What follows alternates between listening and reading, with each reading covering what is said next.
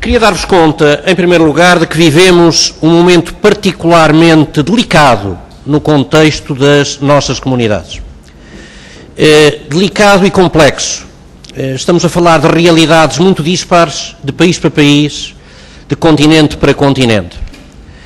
Convivemos com um fenómeno migratório recente, muito grande, com uma dimensão extraordinária, que está a arrastar para fora de Portugal milhares e milhares de compatriotas nossos, muitos deles que não estavam habituados a emigrar, pessoas licenciadas, homens e mulheres com mais de 50 anos, famílias inteiras, ao mesmo tempo que temos comunidades muito bem inseridas, estabilizadas, que ganharam praticamente a sua maioridade em termos políticos, económicos, sociais, comunidades que são hoje pontos de apoio extraordinários para qualquer aspecto, qualquer vertente da nossa política externa. Coexistem, portanto, aspectos extremamente positivos com aspectos mais delicados. Situações de sucesso extremo com situações socialmente extremamente complicadas. Bolsas de pobreza, em países em que não tínhamos até há pouco tempo, na própria Europa, situações de desemprego extremo, com situações de grande sucesso, particularmente a nível político, a nível empresarial, e que, repito, situações que vale a pena, naturalmente, acompanhar bem de perto. Ora, Portugal tem aqui um ponto de apoio extraordinário, repito, para a sua política externa. Daí que o Governo tenha definido como muito importante esta relação entre Portugal e as suas comunidades, absolutamente prioritária, e que, obviamente, a que cumpre dar relevância política, e julgo que é um pouco também nessa ótica que os senhores deputados solicitaram a minha presença aqui. Exatamente por isso cumpre dirigir a esta diáspora uma política que seja o mais consistente possível. Uma política que, de acordo com o programa de governo, se desenvolve em 4 áreas. A área da língua portuguesa, da língua e da cultura portuguesa, a área da participação política, sobretudo na ótica do reforço de redes, a começar pelas redes dos luso-eleitos, a ótica da modernização e do apoio consular e um aspecto específico que é o do Conselho das Comunidades Portuguesas. Vamos assim tentar dirigir em cada uma destas áreas aos portugueses da diáspora um conjunto de medidas que sejam medidas que tentem, tanto quanto possível, ter uma lógica. É evidente, uma lógica integrada. É evidente que eu não vos escondo que não é fácil, tendo em conta a conjuntura económica, financeira em que nos estamos a mover, não é fácil desenvolver determinado tipo de ações. Eu diria que mais do que nunca é muito importante a partilha. É muito importante estabelecer relações com instituições locais. O envolvimento de instituições locais, como sabem, em certos continentes e em certos países é muito fácil, noutros não é tão fácil assim. Mas vamos tentar levar por diante, pois, um conjunto de medidas. Em primeiro lugar, na área da participação política e cívica. O desenvolvimento de redes de luso-eleitos, de jovens, muito importante para o futuro das nossas comunidades e das suas instituições, e muito especialmente de mulheres. Vamos reativar encontros mundiais e encontros locais. Em novembro vamos ter um encontro já nos Estados Unidos da América, país em que, como sabem, os luso-eleitos têm uma importância muito grande. Depois disso, noutros países. Ainda em novembro teremos um Congresso Mundial da Mulher Migrante, em articulação com a Associação da Mulher Migrante, e provavelmente também em novembro, iniciaremos encontros regionais de jovens das comunidades portuguesas, tendo por objetivo exatamente despertar as instituições locais para o trabalho com cada um destes setores. É muito importante também para nós, a este nível, o trabalho com as associações. As associações têm um papel único no contacto com a nossa diáspora. Quer na ótica do português que imigra hoje e que precisa do apoio social, precisa de acompanhamento, precisa do emprego, precisa de um apoio para os seus filhos, quer na relação com os mais antigos, com comunidades que estão na 5ª, na 6ª, na 7ª geração. E, portanto, as associações serão encaradas como um parceiro um parceiro a privilegiar e que um parceiro a ser considerado não apenas pelo Governo, mas esperamos também, e a orientação será esta, a ter particularmente em atenção por parte das dependências do Estado no exterior, particularmente a nossa rede diplomática e consular. O recenseamento eleitoral é um outro aspecto a que iremos dar uma particular atenção, incentivando os nossos consulados, a nossa rede consular, a tratá-lo com a devida atenção e, muito particularmente, dentro em breve, os atos de recenseamento eleitoral passarão a ser também considerados estatisticamente como atos consulares, o que até aqui não se verificava. Segunda área, a área do Conselho das Comunidades Portuguesas. Queria assumir perante todos vós que, sendo o Conselho das Comunidades Portuguesas um órgão consultivo do Governo, mas que tem uma legitimidade que depende de uma lei da República, uma lei da Assembleia da República, é a nossa intenção promover um processo de revisão dessa mesma lei. Para que essa revisão possa ocorrer de uma forma participada, solicitei já ao Sr. Presidente do Conselho das Comunidades o envio de sugestões, de propostas, das quais naturalmente não deixarei de dar conta aos grupos parlamentares, de maneira a que possam eventualmente vir a contribuir para uma revisão adequada da lei, seja sob o ponto de vista de iniciativa do Governo, seja sob o ponto de vista de iniciativa dos grupos parlamentares. Mas queria que ficasse muito claro que o Conselho das Comunidades Portuguesas é para nós um parceiro indispensável para o desenvolvimento de políticas em prol das comunidades portuguesas. Terceira área, a área consular. Estamos a pensar um conjunto de matérias que espero que venham a dar corpo a uma nova forma de apoiar, em termos administrativos, as nossas comunidades. Particularmente as nossas comunidades que estão mais longe dos postos consulares de carreira.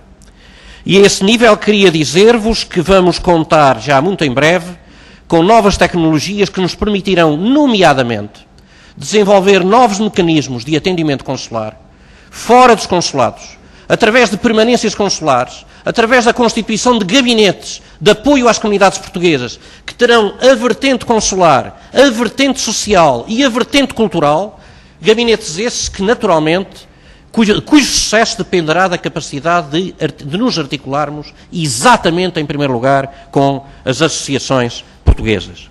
Queria também dizer a vossas excelências que esperamos conseguir, finalmente, dar uma utilidade diferente ao chamado consulado virtual. Como sabem, o consulado virtual foi lançado pelo anterior Governo, mereceu variadíssimas críticas. Nós estamos a estudar forma de utilizar os mecanismos do consulado virtual de maneira a podermos garantir, pelo menos, novos mecanismos de atendimento das pessoas, particularmente marcações da sua ida, relativamente à sua ida aos postos consulares, para além do tratamento de alguns atos consulares mais simples. E estamos também a trabalhar em fórmulas de organização consular diferentes daquelas que temos tido. Nós sabemos hoje que os consulados não respondem todos da mesma forma. Têm mesmo metodologias de organização diferenciadas. Vamos procurar sintonizar-nos todos relativamente a isso, com orientações precisas, de maneira a que a rede possa funcionar de uma forma eficaz. Porque os senhores sabem, presumo que saibam, que temos postos consulares em que um funcionário faz em média mais de 4.000 atos e outros postos em que um funcionário faz em média 300 ou 400. E, em alguns destes, o que estão em causa normalmente são questões de organização. Quarta área, a área da língua e da cultura portuguesa. É uma área delicada. É uma área particularmente importante para o Governo.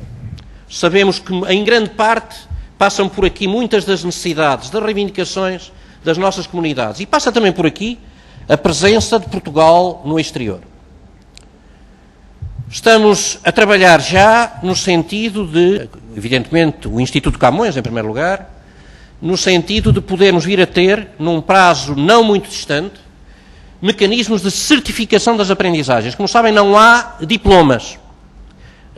Os jovens, os adultos, tiram um curso qualquer no estrangeiro, seja ele um curso da rede do EPE, do Ensino Português no Estrangeiro, até aqui ligado ao Ministério da Educação, seja ele um curso numa qualquer escola particular, e não tem um certificado dessas mesmas aprendizagens. Estamos a trabalhar nisso. Esperamos poder vir a resolver isso. Não prometo isso para amanhã, mas num prazo razoável. Em segundo lugar, estamos a trabalhar a desenvolver uma plataforma de ensino à distância que possa servir não para substituir os professores, como a anterior escola virtual, mas para servir de instrumento de trabalho para os professores que estão no terreno, sejam eles os da rede do EPE, do Ensino Português no Estrangeiro, sejam eles professores de escolas particulares, cooperativas, inclusivamente sistemas educativos de outros países. Aliás, cumpre que se diga que tentaremos também, tanto quanto possível, dar prioridade aos mecanismos de integração do português nas escolas locais, nos sistemas educativos locais.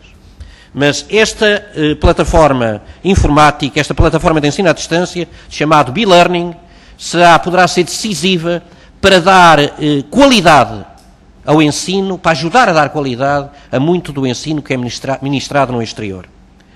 Também nesta linha, esperamos por esta via, estes serão um dos instrumentos para começarmos a esbater as diferenças de tratamento entre as comunidades da Europa e as comunidades de países de fora da Europa. Como sabem, é uma matéria para que somos particularmente sensíveis. E vamos repensar toda a rede, não vos escondo, e repensá-la numa lógica que vai passar, sobretudo, por trabalharmos com instituições locais, com escolas locais, instituições que já se dedicam ao ensino do português em muitos países, fora da Europa, mas também na Europa. Recrutamento de professores inseridos em cada comunidade, em cada país, possam dar mais qualidade ao ensino que aí é ministrado. Ainda no domínio da cultura portuguesa. Os senhores deputados já sabem, o senhor Ministro dos Assuntos Parlamentares já vos informou, mas eu repito que vamos em breve ter um canal internacional da RTP com características diferentes, o chamado Canal Portugal, que esperamos que possa ser um veículo de transmissão de cultura e de transmissão da imagem de Portugal moderno que nós desejamos transpassar para, particularmente, os nossos lusodescendentes e para outro tipo de pessoas que naturalmente possam ter interesse por isso. Também quero destacar que é nossa intenção retomar encontros que já realizámos no passado, mecanismos de colaboração com a chamada comunicação, os órgãos da comunicação social portugueses da diáspora, órgãos da comunicação social em língua portuguesa, televisões, rádios, jornais, que existem um pouco por todo o mundo e cuja rede deve ser incentivada. Ela já existiu, esperamos conseguir retomá-la, exatamente com algumas iniciativas que vamos procurar desenvolver com eles. Dois aspectos mais, para terminar, pelos quais eu tenho um interesse muito particular, nós temos um interesse muito particular. Em primeiro lugar, o grande incentivo que vamos dar aos gabinetes de apoio às comunidades portuguesas, aos imigrantes, que existem em várias câmaras municipais. Atingimos já os 90 casos e vamos aumentar esta cooperação, porque são mecanismos de apoio essencial a imigrantes e ex-imigrantes, particularmente na vertente da segurança social e no aconselhamento de pessoas que querem hoje ir para o estrangeiro, por exemplo, para Angola, onde, como sabem, há sempre questões de natureza burocrática que é preciso ultrapassar e para os quais é preciso um grande conselho. Por outro lado, o associativismo empresarial é uma área que merecerá uma atenção muito particular da nossa parte. A relação com os nossos empresários da diáspora, não apenas aqueles que estão agrupados nas câmaras de comércio ou câmaras de indústria, mas todos eles. E neste sentido, estamos a finalizar, espero que sem obstáculos, o NetInvest, como sabem, foi anunciado aqui por várias vezes. O NetInvest, espero que avance em breve, possamos em breve ter um balcão virtual capaz de desenvolver, de difundir informações decisivas que tenham a ver, que no fundo possam incentivar captação de investimentos, que possam incentivar partilha de experiências, que possam de alguma forma aproximar mais os empresários portugueses que vivem no estrangeiro e os empresários portugueses que estão em Portugal. Muito obrigado, Sr. Presidente.